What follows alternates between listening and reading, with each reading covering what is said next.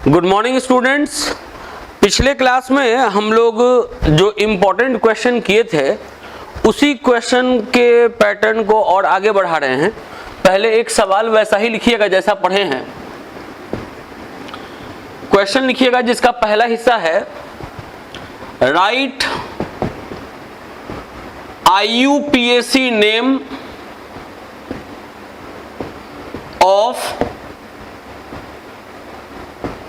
NiCN4 -2।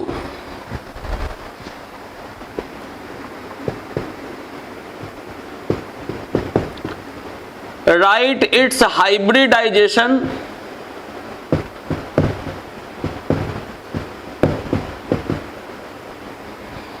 Third है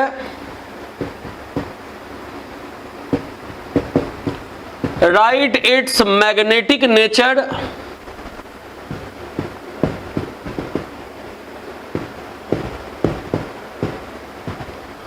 fourth है calculate its magnetic moment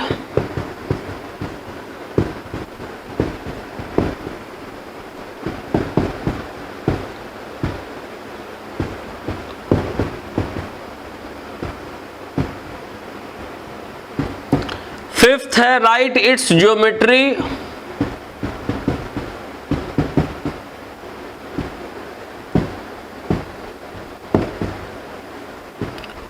और सिक्स्थ है राइट नेचर ऑफ कॉम्प्लेक्स।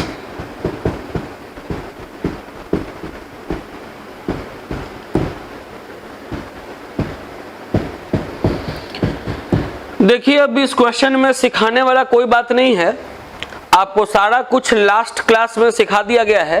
अभी केवल उसको रिव्यू करने के लिए एक सवाल आपको दिया जा रहा है जिसको कि अभी हम बनाएं तो आपको पिछला क्लास रिवाइज हो जाए। सबसे पहले तो इसके पहले वाले हिस्से पे आते हैं। पहला है कि right IUPAC name of this one. तो कभी भी अगर किसी कॉम्प्लेक्स कंपाउंड का नाम लिखना होता है तो सबसे पहले तो कटायन वाले हिस्से का नाम लिखते हैं। यहां पर आप देख रहे हैं कि कोई पॉजिटिव आयन है नहीं, मतलब कि आपको केवल यही निगेटिव आयन का ही नाम लिखना है।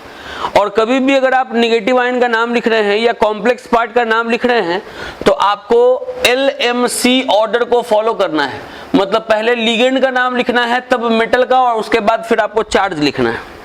अब देखिए लिगेंड है यहां पर सायानिडो, अब वो भी चार है तो लिखेंगे टेट्रासायानिडो।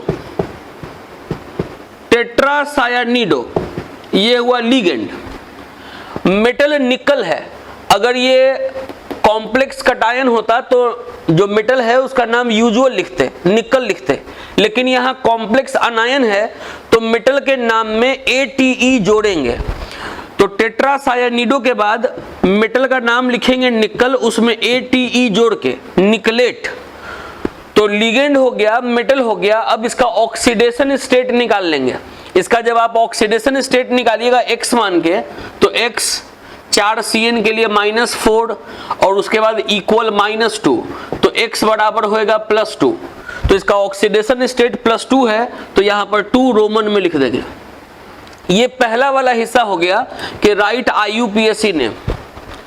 अब सबसे इंपॉर्टेंट हिस्सा है हाइब्रिडाइजेशन निकालना। हाइब्रिडाइजेशन कभी भी निकालना हो तो सबसे पहले करना क्या होता है कि जो मेटल है वो लिख देना होता है with its atomic number and with its oxidation state. अब आपको इस आयन का कॉन्फ़िगरेशन करना होगा। कोई भी आयन का अगर कॉन्फ़िगरेशन करना होता है तो हम लोग 2 स्टेप में करते हैं। पहले स्टेप में एटम का कॉन्फ़िगरेशन करते हैं तो दूसरे स्टेप में आयन का कॉन्फ़िगरेशन करते हैं। पहले तो 28 इलेक्ट्रॉन इसका भर देंगे, कॉन्फ़िगरेशन कर देंगे 28 इलेक्ट्रॉन का। 1s2 2s2 2p6 3s2 3p6 4s2 3d8। पहले तो ये कॉन्फ़िगरेशन कर देंगे, ये एटम का हुआ। उसके बाद दूसरा स्टेप है आयन का। अब देखेंगे कि चार्ज कितना है। चार्ज है +2 तो लास्ट ऑर्बिट से 2 इलेक्ट्रॉन निकाल देंगे। तो यहां से 2 इलेक्ट्रॉन निकालना है और इसको ऑर्बिट वाइज सजा देना है। तो पहले ऑर्बिट वाले को लिख दिए, उसके बाद जिसमें भी 2 लगा हुआ है तो दूसरे ऑर्बिट वाले को लिख दिए, फिर जिसमें भी 3 लगा हुआ है पहले तीसरे ऑर्बिट वाले को लिख दिए, फिर यहां से 2 इलेक्ट्रॉन निकाल चुके हैं तो 4s 0 कर दिए। अगर चौथे ऑर्बिट में घुस गए हैं तो चौथे ऑर्बिट में p भी होगा जो कि खाली, d भी होगा जो कि खाली, वो ऐसे ही दिखा देंगे। d में 5 बॉक्स होता है, 5 बॉक्स बना देंगे। p में 3 बॉक्स होता है, 3 बॉक्स बना देंगे। s में 1 बॉक्स होता है, 1 बॉक्स बना देंगे।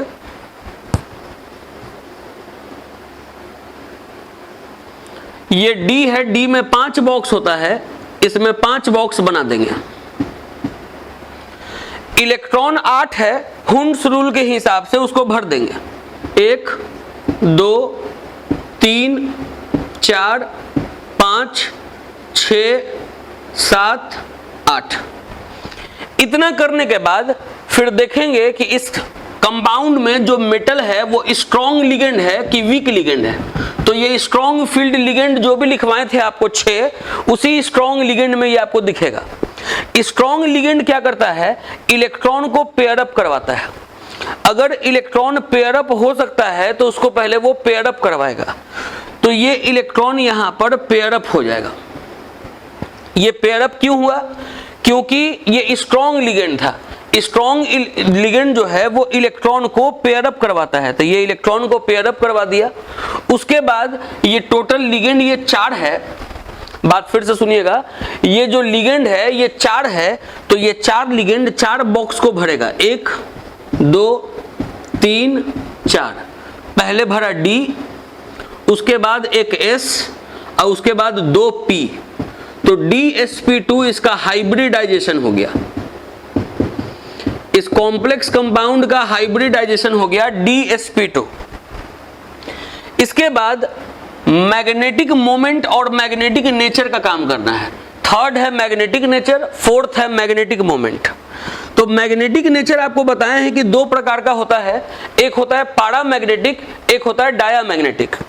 अगर कंपाउंड में अनपेयर्ड इलेक्ट्रॉन होगा तो मैग्नेटिक नेचर पैरामैग्नेटिक हो जाएगा, और अगर अनपेयर्ड इलेक्ट्रॉन नहीं होगा तो वो डायामैग्नेटिक हो जाएगा। अगर आप यहां देखें तो सारा का सारा इलेक्ट्रॉन पेयर्ड है, कोई भी अनपेयर्ड इलेक्ट्रॉन यहां नहीं है, तो ये हो जाएगा डायामैग्नेटिक नेचर का। मैग्नेटिक मोमेंट का वैल्यू अगर निकालें तो मैग्नेटिक मोमेंट का वैल्यू 0 होगा, क्योंकि यहां पर अनपेयर्ड इलेक्ट्रॉन 0 है। मैग्नेटिक मोमेंट का हम आपको फॉर्मूला लिखवाए हैं √n(n+2). जब n का वैल्यू 0 होगा तो म्यू भी 0 होगा। 5वां नंबर है ज्योमेट्री। ज्योमेट्री हाइब्रिडाइजेशन पे डिपेंड करता है। DsP2 हाइब्रिडाइजेशन का ज्योमेट्री होता है स्क्वायर्ड प्लेनर, तो लिखना है स्क्वायर्ड प्लेनर। और आखिरी जो हिस्सा है 6ठा, वो है nature of complex. Nature of complex आपको पढ़ाए हैं कि 2 प्रकार का होता है, inner orbital complex, outer orbital complex. यहां देखिए ये लास्ट ऑर्बिट है, लास्ट ऑर्बिट का D इन्वॉल्व नहीं हुआ है हाइब्रिडाइजेशन में। लास्ट ऑर्बिट से एक ऑर्बिट कम का D हाइब्रिडाइजेशन में इन्वॉल्व हुआ है, तो ये हो गया इनर ऑर्बिटल कॉम्प्लेक्स।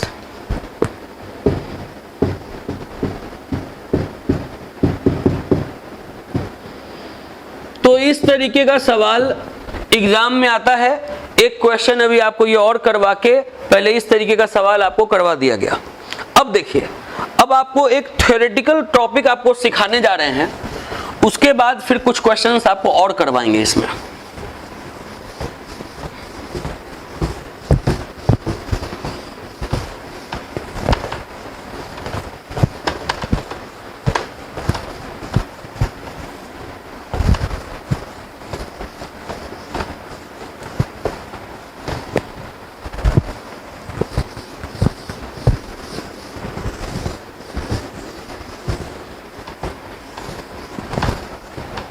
देखिए, जो थ्योरेटिकल टॉपिक अभी हम लोग पढ़ने जा रहे हैं उसका नाम है crystal field theory.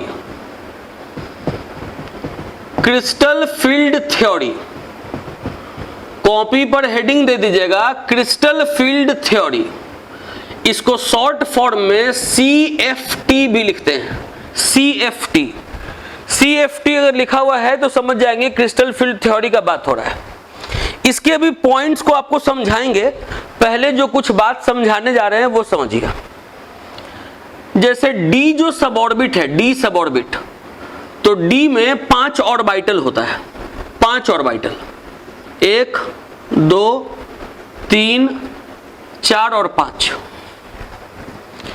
Class 11th में जब स्ट्रक्चर ऑफ एटम पढ़ाया जाता है उस वक्त ये बताया जाता है कि D में जो अगर 5 ऑर्बिटल है तो पांचों ऑर्बिटल का अपना अपना नाम है। एक का लिखवाया जाता है नाम DXY, एक का लिखवाया जाता है DYZ, एक का लिखवाया जाता है DXZ, एक का लिखवाया जाता है DXX स्क्वायर्ड Y स्क्वायर्ड, एक का लिखवाया जाता है DZ स्क्वायर्ड। ये थोड़ा छोटा छोटा लिखे हैं, यहां पर इसको बड़ा बड़ा लिख दे रहे हैं कि अगर देखने में दिक्कत हो तो DXY, DYZ, DXZ, DXX squared Y squared, DZ squared. D में ये 5 ऑर्बिटल है। अब आप जान जाइए, ऐसे तो ये माना जाता है कि पांचों का एनर्जी एक जैसा होगा। ऐसे कहा जाता है कि ये जो D है, D में 5 ऑर्बिटल है, पांचों का एनर्जी एक जैसा होता है। लेकिन अब आप जानेंगे यहां क्लास 12 में कि पांचों का एनर्जी एक जैसा होगा, लेकिन तब होगा जब कोई एलिमेंट अकेले है। जैसे कोबाल्ट है, कोबाल्ट अकेले है, किसी के साथ कंबाइन नहीं किया, तब उसमें अगर D में 5 ऑर्बिटल है तो पांचों का एनर्जी एक जैसा है। निकल है, निकल अगर अकेले है, किसी के साथ कंबाइन नहीं किया है, तब निकल में अगर 5 ऑर्बिटल है ये D का, तो पांचों में एक जैसा एनर्जी होगा, पांचों का एक जैसा एनर्जी होगा। लेकिन अगर कोई एलिमेंट अकेले नहीं हो, वो किसी लिगेंड के साथ कंबाइन कर जाए, कॉम्प्लेक्स कंपाउंड बनाए, तो कॉम्प्लेक्स कंपाउंड बनाने के दरमियान फिर पांचों का एनर्जी एक जैसा नहीं रहता है, ये 2 सेट में टूट जाता है। इन तीनों को T2G बोलते हैं, T2G, और इन दोनों को EG बोलते हैं, EG। बात सुने, ये जो 3 है, इन तीनों का हमेशा एक जैसा एनर्जी T2G, और ये 2 का हमेशा एक जैसा एनर्जी EG। जैसे मान लीजिए कि 1 2 3 4 5 दोस्त हैं, मान के चलिए कि 5 दोस्त हैं।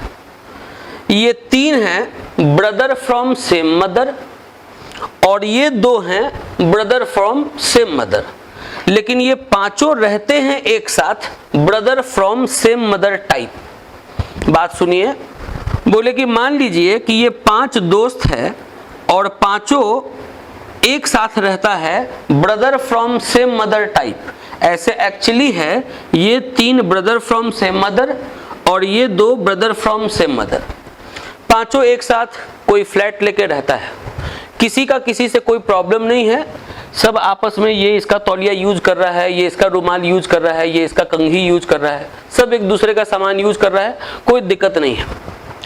अगर ये इसके साथ कभी लड़ लिया, इसका इसके साथ कभी लड़ाई हो गया, तो फिर कोई प्रॉब्लम नहीं है, ये दोनों आपस में कभी सुलह कर लेगा। अगर इसका इसके साथ कभी लड़ाई हुआ, इसका इसके साथ कभी लड़ाई हुआ, तब भी कोई प्रॉब्लम नहीं है, आपस में ये लोग सुलह कर लेगा। लेकिन अगर कभी इसका इसके साथ लड़ाई हुआ, तो हो सकता है कि ये आपको 2 ग्रुप में बंटते दिखे, ये 3 एक साथ हो जाए, ये 2 एक साथ हो जाए। तो ऐसा ही D होता है। D में जो 5 ऑर्बिटल है, हम लोग ये 11th में पढ़ते हैं कि पांचों का एनर्जी एक जैसा होता है, तो जी हाँ होता है। लेकिन ये तब होता है जब कोई एलिमेंट अकेले रहता है, किसी के साथ कंबाइन नहीं किया हुआ, तब पांचों का एनर्जी एक साथ जैसा होगा, उसको हम लोग डीजेनरेट ऑर्बिटल कहते हैं। Orbitals having similar energy are called degenerate orbitals. लेकिन जब ये किसी लिगेंड के साथ कंबाइन करेगा, निकल लिगेंड के साथ कंबाइन करेगा कॉम्प्लेक्स बनाने समय, या क्रोमियम लिगेंड के साथ कंबाइन करेगा, या कोबाल्ट लिगेंड के साथ कंबाइन करेगा कॉम्प्लेक्स बनाने के समय, तब ये जो डीजेनरेसी है वो स्प्लिट कर जाएगा, फिर पांचों का एनर्जी एक जैसा नहीं रहेगा।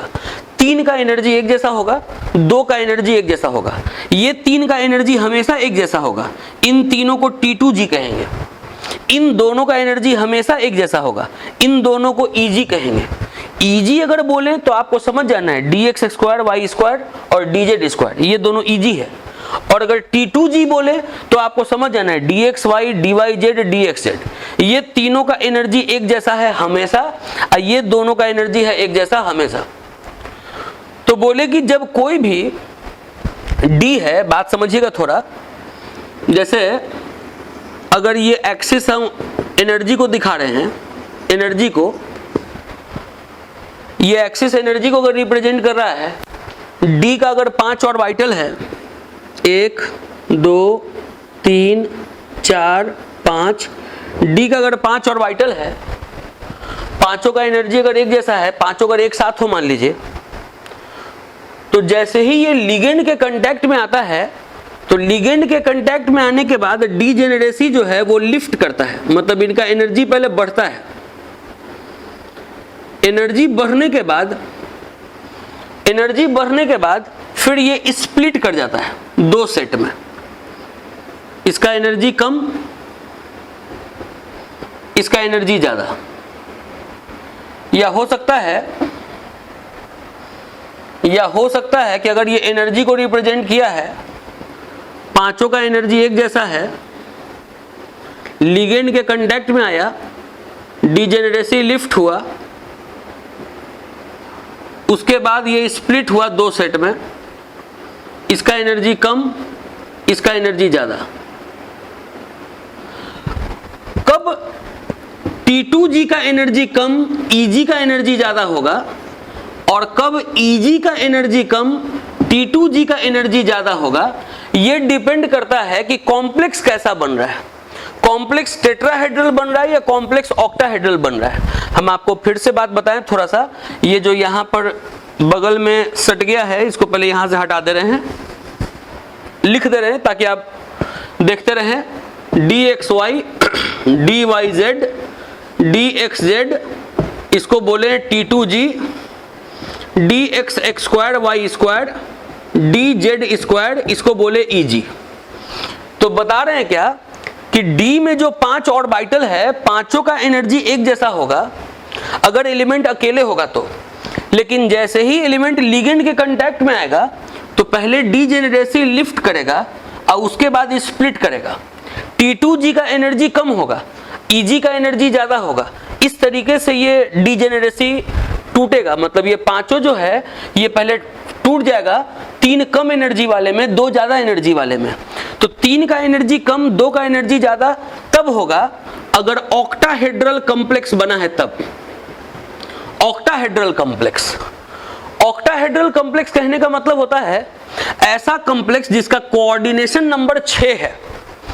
अगर कोऑर्डिनेशन नंबर 6 वाला कॉम्प्लेक्स अगर बन रहा है तब T2G का एनर्जी कम होगा और Eg का एनर्जी ज्यादा होगा। इसको हम लोग एनर्जी डिफरेंस कह रहे हैं।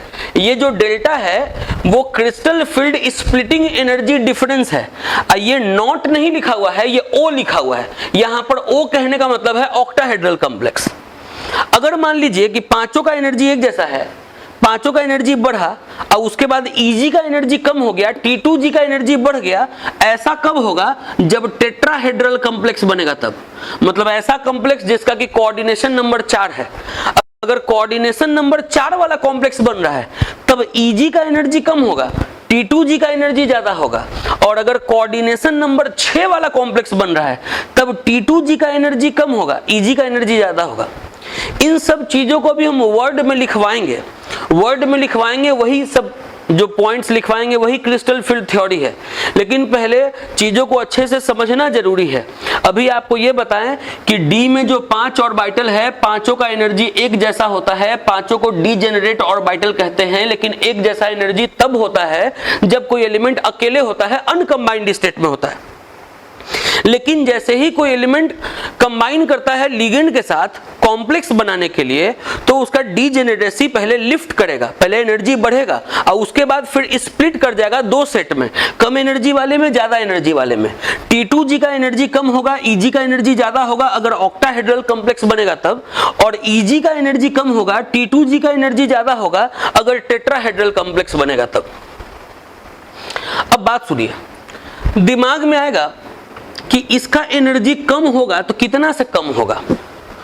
तो देखिए लिखने का तरीका है, जैसे ऊपर में 2 है, ऊपर में 2 ऑर्बिटल है, तो इसका कम होगा 2/5 of total energy difference, 2/5 of this total energy difference. ये जो टोटल एनर्जी डिफरेंस का वैल्यू है उसका 2/5 के वैल्यू से इसका एनर्जी ज्यादा होगा कितना से, तो नीचे कितना है 3, तो 3/5 ऑफ टोटल एनर्जी डिफरेंस। यहां पे भी उसी तरीके से इसका एनर्जी कम होगा 3/5 ऑफ टोटल एनर्जी डिफरेंस, और इसका एनर्जी ज्यादा होगा 2/5 ऑफ टोटल एनर्जी डिफरेंस। तो ये सब बात पहले आप कॉपी पर नोट कर लीजिए, उसके बाद फिर इसको हम वर्ड में लिखवाते हैं।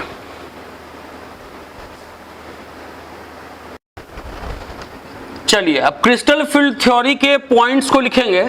सबसे पहला पॉइंट लिखेंगे, the 5 orbitals of D have equivalent energy. The 5 orbitals of D have equivalent energy and are called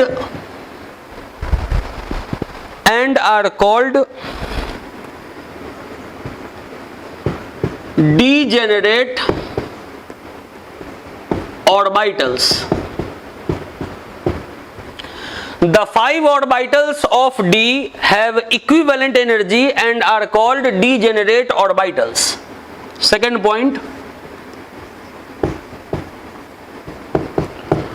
when it comes in contact with ligand, then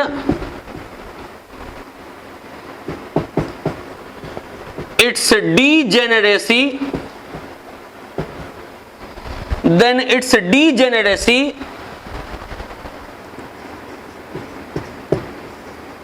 get lifted and split into 2 set, number 1 T2G, number 2 EG. Point number 3, the pattern of splitting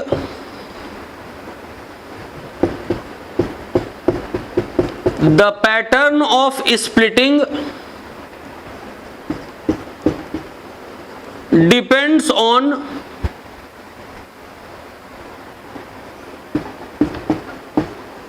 nature of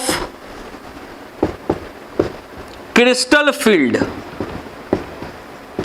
The pattern of splitting depends on nature of crystal field. Either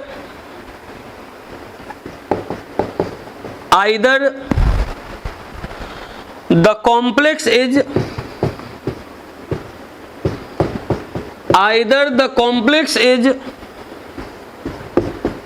octahedral or tetrahedral.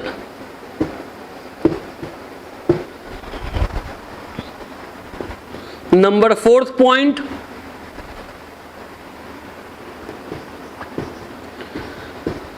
in octahedral complex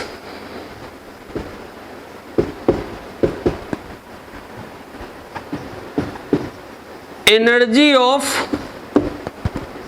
T2G is lower than EG, while in tetrahedral complex,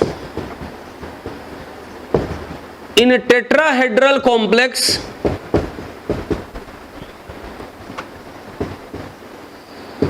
energy of Eg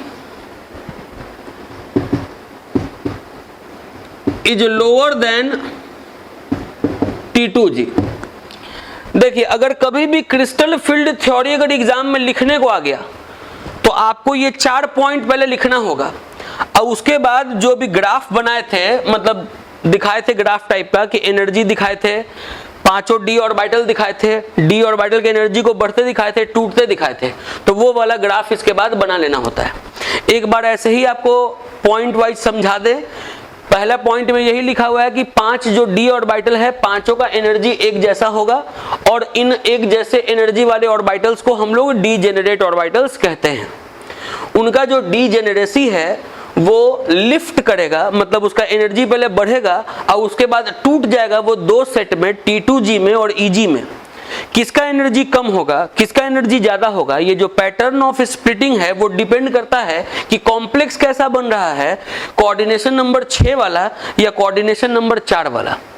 अगर coordination number 6 वाला complex बन रहा है तो T2G का energy कम है, EG का energy ज्यादा है, और अगर कोऑर्डिनेशन नंबर 4 वाला कॉम्प्लेक्स बन रहा है तो EG का एनर्जी कम है और T2G का एनर्जी ज्यादा है। इसको पहले आप नोट कर लें।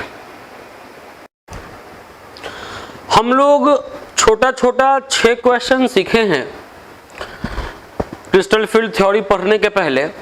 एक सीखे हैं कॉम्प्लेक्स कंपाउंड का नोमेनक्लेचर, दूसरा सीखे हैं उसका हाइब्रिडाइजेशन, तीसरा सीखे हैं उसका मैग्नेटिक नेचर, चौथा सीखे हैं मैग्नेटिक मोमेंट, पांचवा सीखे हैं उसका ज्योमेट्री, और उसके बाद छठा सीखे हैं नेचर ऑफ कॉम्प्लेक्स।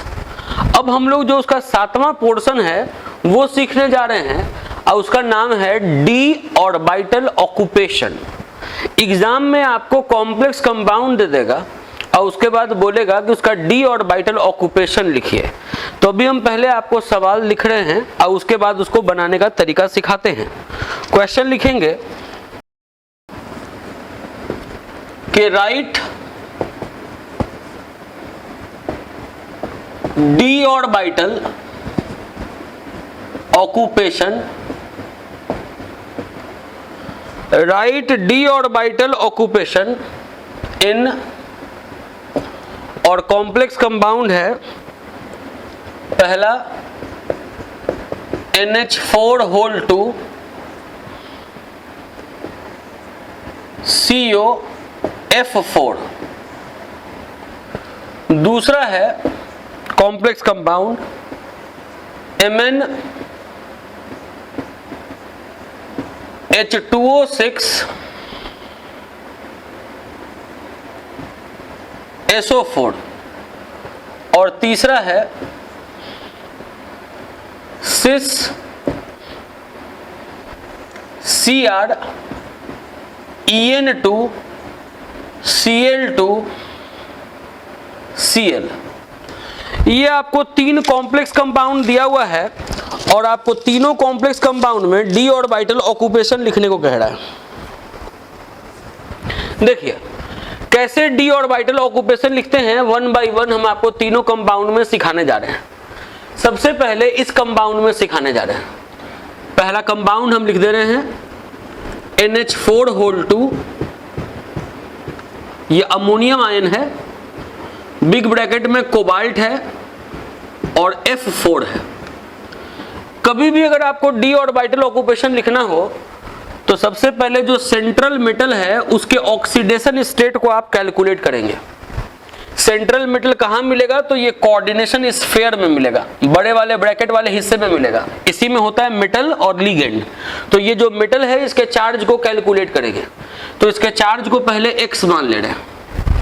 अब देखिए अमोनियम आयन सुने होंगे, अमोनियम आयन NH4+, इस पर चार्ज होता है +1। ये 2 है तो एक अमोनियम पे +1, तो 2 अमोनियम है तो +2। इसके चार्ज को x, फ्लोरिडो पर होता है -1 चार्ज, एक F पर -1, तो यहाँ 4F है तो -4। सबके चार्ज को जोड़ देंगे तो वैल्यू 0, तो x बराबर हो जाएगा +2। सबसे पहला काम यही होता है कि जो मेटल है उस पर चार्ज निकाल लीजिए। अब इस मेटल को लिखिए, एटॉमिक नंबर के साथ लिखिए, इस ऑक्सीडेशन स्टेट के साथ लिखिए और इसका आप कॉन्फ़िगरेशन कर दीजिए। तो कॉन्फ़िगरेशन करना है किसी भी आयन का तो 2 स्टेप में, पहला स्टेप में एटम का, दूसरा स्टेप में आयन का। पहला स्टेप में मान के चलेंगे कि कोई प्रकार का चार्ज नहीं है तो आपको 27 इलेक्ट्रॉन भरना है, तो लिखेंगे 1s2 2s2 2p6 3s2 3p6 4s2 3d7। दूसरा स्टेप में आयन का 2 चार्ज है तो इसके लास्ट ऑर्बिट से 2 इलेक्ट्रॉन को रिमूव कर देंगे, लिखेंगे 1s2 2s2 2p6 3s2 3p6 3d7। अब क्या करेंगे कि D में 7 इलेक्ट्रॉन को भरेंगे। D में होता है 5 बॉक्स, तो पहले 5 बॉक्स बना देंगे, 7 इलेक्ट्रॉन को भरेंगे। 1 electron, 2 electron, 3 electron, 4 electron, 5 electron, 6 electron, 7 electron. पहले इतना काम कर देंगे। हमको लगता है कि इतना काम करना कोई डिफिकल्ट काम नहीं है, ये एकदम आसान है। पहले मेटल, उसका ऑक्सीडेशन स्टेट लिखना है और उस कॉन्फ़िगरेशन को पहले लिख देना है। कॉन्फ़िगरेशन लिखने के बाद D में जो इलेक्ट्रॉन है उसको इस तरीके से हुंड्स रूल के हिसाब से भर के सजा दे। अब क्या करना है, 2 टुकड़ों में, T2G में और EG में। अब पहले EG लिखना है कि पहले T2G लिखना है, मतलब पहले कम एनर्जी वाला फिर ज्यादा एनर्जी वाला। तो कौन है कम एनर्जी वाला, कौन है ज्यादा एनर्जी वाला, उसके लिए आपको देखना है कि ये कॉम्प्लेक्स कंपाउंड का कोऑर्डिनेशन नंबर कितना है। तो कोऑर्डिनेशन नंबर इसका निकाल लेंगे। कोऑर्डिनेशन नंबर निकालने का तरीका है number of ligand into donating site. यहां पर लिगेंड है 4 और डोनेटिंग साइट है 1, क्योंकि हम आपको बता चुके हैं बाइडेंटेड, ट्राइडेंटेड और हेक्साडेंटेड का एग्जाम्पल। अब बोले हैं कि वो एग्जाम्पल से अलग आपको कोई भी लिगेंड दिखे वो आपका मोनोडेंटेड लिगेंड हुआ। तो ये मोनोडेंटेड लिगेंड है जिसका कि डोनेटिंग साइट 1 है, तो कोऑर्डिनेशन नंबर यहाँ 4 है। 4 कोऑर्डिनेशन नंबर कहने का मतलब है कि tetrahedral complex. Tetrahedral complex 2 set में टूटता है, EG में और T2G में। EG का एनर्जी कम, T2G का एनर्जी ज्यादा। EG का मतलब 2 बक्सा, तो शुरुआत के 2 बक्से से इसको तोड़ देंगे। इधर लिख देंगे EG और इधर लिख देंगे T2G। बोले कि शुरुआत के 2 बक्से से इसको तोड़ दिए, इधर लिख दिए EG और इधर लिख दिए T2G। अब ये जो EG लिखे, अब आप EG में इलेक्ट्रॉन गिन लीजिए कि कितना है। तो 1 2 3 4, तो EG के ऊपर 4 लिख दीजिए। फिर T2G में आप इलेक्ट्रॉन गिन लीजिए कितना है, 1 2 3, तो T2G के ऊपर 3 लिख दीजिए। यही हो गया d ऑर्बिटल ऑक्यूपेशन।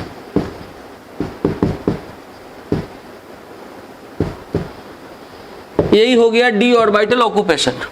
ये एकदम आसान है। बच्चे बोलते हैं कि ये जो इलेक्ट्रॉन है इसको शिफ्टिंग वगैरह नहीं करना है, तो अब आप दिमाग में रखिए कि जो इलेक्ट्रॉन आप आसानी से शिफ्ट कर दिया करते थे, स्ट्रॉन्ग लिगेंड आता था तो आप इधर शिफ्ट कर देते थे। जैसे यहाँ पर तो खैर वीक लिगेंड है, फ्लोरीन तो वीक लिगेंड है, तो फ्लोरीन वीक लिगेंड है तब तो ये शिफ्टिंग नहीं ही होगा। अगर यहाँ पे स्ट्रॉन्ग लिगेंड भी होता तब भी ये शिफ्टिंग नहीं होता। अब दिमाग में आपके आएगा कि स्ट्रॉन्ग लिगेंड में शिफ्टिंग क्यों नहीं होता, तो ये सुन लीजिए कि जैसे ये EG है कम एनर्जी वाला, तो कम एनर्जी वाला तो ठीक है पूरा भरा हुआ है। ये T2G है ज्यादा एनर्जी वाला, तो ज्यादा एनर्जी वाले के इलेक्ट्रॉन को निकाल कर ज्यादा एनर्जी वाले में ही नहीं भरना है। अगर कम एनर्जी वाला का जगह खाली रहता तो ज्यादा एनर्जी वाला का इलेक्ट्रॉन को कम एनर्जी वाला में पहले भेज देते। ये काम करवाता है स्ट्रॉन्ग फील्ड लिगेंड। लेकिन यहाँ पर तो ये ज्यादा एनर्जी वाला है और ये कम एनर्जी वाला है। कम एनर्जी वाला जितना कैपेसिटी है वो उतना भर चुका है। अब ये ज्यादा एनर्जी वाले के इलेक्ट्रॉन को पेयरिंग नहीं करवाना है ज्यादा एनर्जी वाले में, ये चीज का ध्यान रखना है। तो खैर Eg में है 4 इलेक्ट्रॉन, T2G में है 3 इलेक्ट्रॉन। और एग्जाम्पल देते हैं तो ये क्लियर होगा। अभी ये पहला वाला आपको समझाए, अब दूसरा वाला समझाने जा रहे हैं।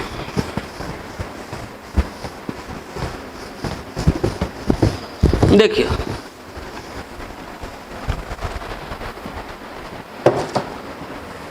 दूसरा वाला जो कंपाउंड है वो है MnH2O6SO4। पहले ये जो मेटल है उसका ऑक्सीडेशन स्टेट निकाल लेंगे। इसके चार्ज को मान लिए x, ये न्यूट्रल लिगेंड है तो चार्ज हो गया 0, SO4 पे चार्ज होता है -2, सबके चार्ज को जोड़ दिए 0 तो x बराबर हो गया +2। अब क्या करेंगे, Mn का एटॉमिक नंबर लिखेंगे और इसका जो चार्ज आया है चार्ज को इसके ऊपर दिखाएंगे। अब इसके कॉन्फ़िगरेशन को लिखेंगे। किसी भी आयन का कॉन्फ़िगरेशन करना है तो 2 स्टेप में करेंगे, पहला स्टेप में एटम का और दूसरा स्टेप में आयन का।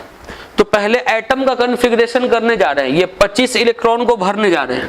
1s2 2s2 2p6 3s2 3p6 4s2 3d5। बात सुन लीजिए, ये 2 2 4 6 10 12 6 18 2 20 और 5 25 इलेक्ट्रॉन। ये पहले कॉन्फ़िगरेशन कर दिए आप Mn का। अब इसके ऊपर चार्ज है +2, तो अब इसमें से क्या करना है कि 2 इलेक्ट्रॉन को निकालना है बाहरी ऑर्बिट से। ये बाहरी ऑर्बिट है, यहां से 2 इलेक्ट्रॉन को निकाल देंगे। 1s2 2s2 2p6 3s2 3p6 3d5। ये इलेक्ट्रॉन तो निकल चुका। अब D में 5 बॉक्स है और 5 इलेक्ट्रॉन है, तो पहले अकेले अकेले इलेक्ट्रॉन को भर देंगे। यहां देखेंगे कि कॉम्प्लेक्स कंपाउंड का कोऑर्डिनेशन नंबर कितना है। तो नंबर ऑफ लिगेंड 6 और डोनेटिंग साइट 1, मतलब कोऑर्डिनेशन नंबर 6 है। ये ऑक्टाहेड्रल कॉम्प्लेक्स है। ऑक्टाहेड्रल कॉम्प्लेक्स में T2G का एनर्जी कम होता है और Eg का एनर्जी ज्यादा होता है। तो पहले 3 लिखेंगे, 3 को अलग करेंगे, 2 को उसके बाद अलग करेंगे। इसके पहले वाले क्वेश्चन में 2 से सेपरेट किए थे क्योंकि Eg का एनर्जी कम था और T2G का एनर्जी ज्यादा था। लेकिन इस वाले में कोऑर्डिनेशन नंबर 6 है तो T2G का एनर्जी कम है, तो पहले 3 को अलग करेंगे T2G और फिर 2 को अलग Eg। देख लेंगे ये लिगेंड कैसा है, वीक फील्ड लिगेंड है। तो ये इलेक्ट्रॉन को कम एनर्जी, ज्यादा एनर्जी वाले में से कम एनर्जी वाले में नहीं भेज पाएगा। ये इसलिए नहीं भेजेगा क्योंकि ये वीक लिगेंड है, वीक फील्ड लिगेंड है। इसको ऐसे ही छोड़ देना है। अब क्या करना है कि T2G में देखना है कितना इलेक्ट्रॉन है, तो 3। Eg में कितना इलेक्ट्रॉन है, 2। ये नहीं कि पहले आप Eg2 T2G3 लिख दीजिएगा तो गलत हो जाएगा। पहले जो कम एनर्जी वाला है उसी को लिखना है। तो पहले T2G है तो पहले T2G लिखना है, फिर Eg है तो उसके बाद Eg लिखना है। कोई अगर बोल देगा अरे Eb तो वही हुआ Eg2 T2G3, ऐसे लिखिएगा तो गलत हो जाएगा। क्योंकि ये आपको ये शो कर दिया कि आप ये दिखाए हैं कि Eg का एनर्जी कम, T2G का एनर्जी ज्यादा। ये ऐसा तब होता जब टेट्राहेड्रल कॉम्प्लेक्स होता, लेकिन यहाँ तो ऑक्टाहेड्रल कॉम्प्लेक्स है। ऑक्टाहेड्रल कॉम्प्लेक्स में T2G का एनर्जी कम होता है, Eg का एनर्जी ज्यादा होता है। तो T2G को पहले लिखना है, Eg को बाद में लिखना है। T2G में 3 इलेक्ट्रॉन है तो T2G के ऊपर 3 लिख दिए।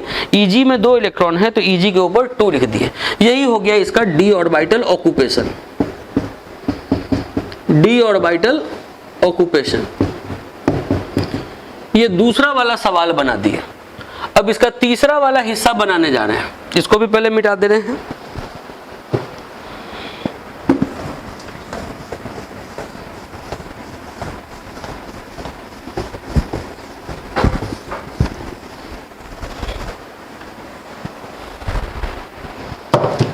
देखिए जो थर्ड वाला क्वेश्चन है, पहले लिखा हुआ है सिस। तो ये सिस और ट्रांस से आपका मुलाकात हो चुका है। बता चुके हैं कि सिस और ट्रांस वो बस ज्योमेट्रिकल आइसोमर्स को दिखा रहा है, तो इससे कोई मतलब नहीं है। कॉम्प्लेक्स कंपाउंड है Cr EN2, ये है इथेन 1,2 डाइअमीन जो एक प्रकार का स्ट्रॉन्ग लिगेंड है।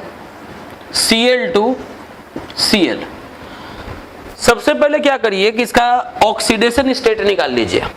इसके चार्ज को लिख दिए x, न्यूट्रल लिगेंड है तो 0, क्लोरिडो पर -1 चार्ज है, यहां पर 3 क्लोरिडो है तो लिख देंगे -3, सबके चार्ज को जोड़ दिए तो 0, तो x बराबर हो जाएगा +3।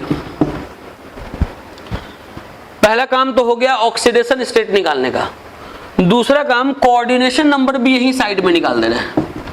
नंबर ऑफ लिगेंड ये 2 है और ये बाइडेंटेड लिगेंड है, इसको 2 से गुना करेंगे, प्लस ये लिगेंड भी 2 है और ये मोनोडेंटेड लिगेंड है तो 1 से गुना करेंगे, तो ये हो गया 4 + 2, कोऑर्डिनेशन नंबर 6, मतलब ये हो गया ऑक्टाहेड्रल कॉम्प्लेक्स, चार्ज हो गया +3। करेंगे क्या कि जो मेटल है वो लिखेंगे, एटॉमिक नंबर के साथ लिखेंगे, चार्ज के साथ लिखेंगे, इसका कन्फिग्रेशन पहले कर देंगे। कोई भी आयन का अगर कन्फिग्रेशन करना है तो पहले एटम का कन्फिग्रेशन करते हैं। मान के चलते हैं कि इसके ऊपर कोई चार्ज नहीं है, तो पहले लिखेंगे 1s2, 2s2, 2p6, 3s2, 3p6, 4s2, 3d4। आपको पता होगा क्लास 11th में जब आप कन्फिग्रेशन पढ़े होंगे, तो क्लास 11th में अगर आप इलेक्ट्रॉनिक कन्फिग्रेशन पढ़े होंगे तो आपको ये पता होगा कि एटम में हम लोग D4 D9 नहीं लिखते हैं। अगर एटम में D4 D9 नहीं लिखते हैं तो करना क्या होगा, इसको D5 कर देना होगा और उसको 4s1 कर देना होगा। अगर किसी बच्चे को अगर मान लीजिए कि ये कन्फिग्रेशन लिखने में प्रॉब्लम हो, मान लीजिए कि कोई बच्चा है अगर उसको ये इलेक्ट्रॉनिक कन्फिग्रेशन नहीं लिखने आता हो एटम का, आयन का, तो वो मेरे इस व्हाट्सएप नंबर पे 9572666999 वाले नंबर पे, इस नंबर पे वो मैसेज कर दे कि हाँ हमको इलेक्ट्रॉनिक कन्फिग्रेशन सीखना है। तो क्लास 11th का जो एटॉमिक स्ट्रक्चर का लेक्चर है वो हम 2 लेक्चर उसको स्पेशल बैच में जोड़ के 2 लेक्चर उसको, जिससे कि उसको इलेक्ट्रॉनिक कन्फिग्रेशन ऑफ एटम और आयन आ जाएगा। एटॉमिक स्ट्रक्चर में लेक्चर नंबर 7 और लेक्चर नंबर 8 इलेक्ट्रॉनिक कन्फिग्रेशन से रिलेटेड है। तो जिस बच्चे को इलेक्ट्रॉनिक कन्फिग्रेशन लिखने नहीं आएगा उसको हम लेक्चर 7 और लेक्चर 8 के लिए एक अलग बैच में भी जोड़ देंगे, जिससे क्या होगा कि वो ये लेक्चर करके और अपना इलेक्ट्रॉनिक कन्फिग्रेशन कंप्लीट कर ले। उसके बाद फिर उसको हम उस बैच से हटा देंगे 2 दिन के अंदर, लेकिन 2 दिन के लिए हम उसको ये 2 लेक्चर का हम वीडियो प्रोवाइड कर देंगे जिससे कि उसको कन्फिग्रेशन आ जाए। तो फिलहाल हम लोग इस कन्फिग्रेशन को देखें। जैसे क्रोमियम है तो क्रोमियम का पहले कन्फिग्रेशन लिख दिए 1s2, 2s2, 2p6, 3s2, 3p6, 4s1, 3d5। उसके बाद 3 इलेक्ट्रॉन निकालना है, तो 1 इलेक्ट्रॉन यहां से, 2 इलेक्ट्रॉन यहां से, तो 1s2, 2s2, 2p6, 3s2, 3p6, 3d3, 2 यहां से निकल गया 3d3, ये तो 4s0 है। डी में 5 बॉक्स और इसमें 3 इलेक्ट्रॉन। कोऑर्डिनेशन नंबर इसका 6 है, कोऑर्डिनेशन नंबर 6 है तो 5 बॉक्स को तोड़ेंगे 2 सेट में, पहले T2G को और उसके बाद EG को। इसमें कोई इलेक्ट्रॉन है नहीं कि इलेक्ट्रॉन को पेयर अप करवाने का जरूरत है नहीं, स्ट्रॉन्ग फील्ड लिगेंड है, ये स्ट्रॉन्ग फील्ड लिगेंड है, लेकिन फिर भी ये इलेक्ट्रॉन को यहाँ पेयर अप नहीं करवाएगा। इसलिए नहीं करवाएगा क्योंकि ये कम एनर्जी वाला है, तो कम एनर्जी वाले को कम एनर्जी में क्यों भेजेगा, ज्यादा एनर्जी वाला होता तो उसको कम एनर्जी में भेजता। तो इसको ऐसे ही छोड़ देना है। तो देख रहे हैं क्या कि T2G में कितना इलेक्ट्रॉन है तो 3, EG में कितना इलेक्ट्रॉन है तो 0, तो T2G 3 और EG 0, ये हो गया आपका d ऑर्बिटल ऑक्यूपेशन। अब ये आपको सिखा दिए हम कि कैसे d ऑर्बिटल ऑक्यूपेशन लिखते हैं। तो क्रिस्टल फील्ड थ्योरी हम लोग इसीलिए पढ़ते हैं ताकि d ऑर्बिटल ऑक्यूपेशन लिखना हम लोग को आ जाए। और एक तो क्रिस्टल फील्ड थ्योरी ऐसे भी इंपॉर्टेंट है, एग्जाम में आता है कि राइट क्रिस्टल फील्ड थ्योरी, तो पहले उसको हम आपको समझा दिए कि d में जो 5 ऑर्बिटल है, पांचों का एनर्जी एक जैसा होगा और उनको हम लोग डी जेनरेट ऑर्बिटल्स कहेंगे। लेकिन पांचों का जो डीजेनरेसी है वो लिफ्ट करेगा और स्प्लिट हो जाएगा दो सेट में अगर वो लिगेंड के करीब जाएगा तब। ये जो पैटर्न ऑफ स्प्लिटिंग है वो डिपेंड करता है नेचर ऑफ क्रिस्टल फील्ड पे कि either the complex is octahedral और टेट्राहेड्रल। ऑक्टाहेड्रल में T2G का एनर्जी कम, Eg का एनर्जी ज्यादा, और टेट्राहेड्रल में Eg का एनर्जी कम और T2G का एनर्जी ज्यादा।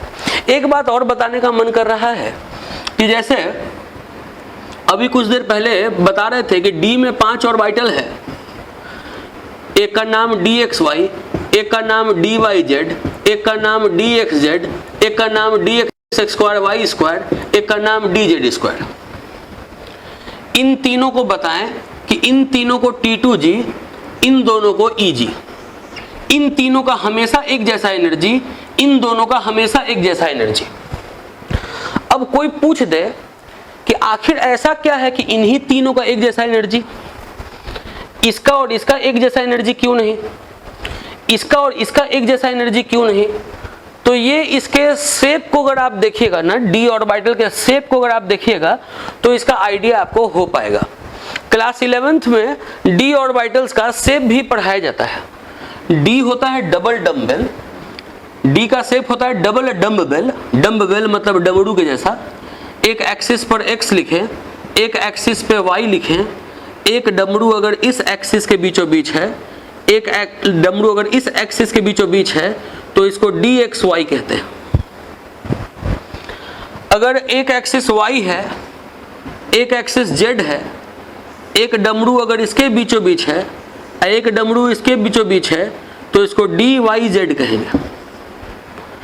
एक अगर x है, एक अगर z है, अगर एक डमरू इसके बीचों बीच है, एक डमरू इसके बीचों बीच है तो इसको dxz कहेंगे या dzx कहेंगे। आप देखिए कि इन तीनों के शेप में सिमिलैरिटी है कि नहीं। जो लोब है वो एक्सिस पर नहीं है किसी का, या तो ये है या तो ये है या तो ये है। स्ट्रक्चरल आपको सिमिलैरिटी देखने को मिल रहा है। किसी का भी जो लोब है वो एक्सिस पर नहीं है। लेकिन अगर आप इसका और इसका अगर बात करिए, dx² y² का अगर बात करिए, x है y है तो एक लोब x पर है और एक लोब y पर है।